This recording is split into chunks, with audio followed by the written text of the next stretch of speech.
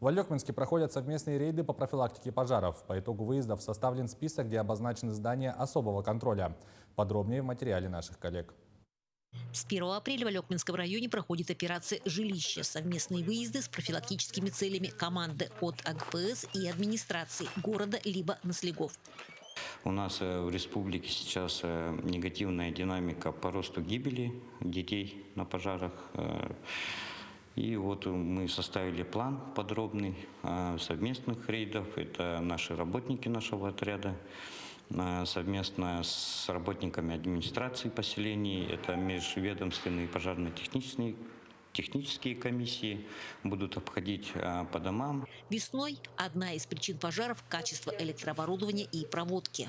Жилищно-коммунальные службы у нас убавляют отопление, и население начинает подключать обогреватели. Тем самым они очень сильно нагружают свою электропроводку.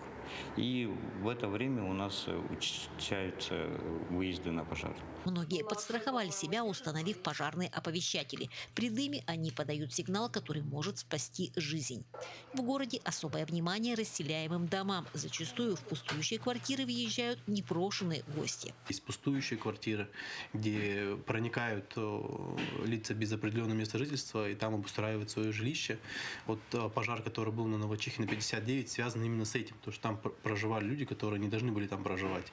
По итогу выездов составлен список, где обозначены здания особого контроля. Здравствуйте, противопожарная служба. В сравнении с прошлым годом на этот период количество возгораний уменьшилось, но это не повод расслабляться, уверены в службе. В планах увеличить работу по профилактике. Елена Фаст, Максим Копылов, Алекминск.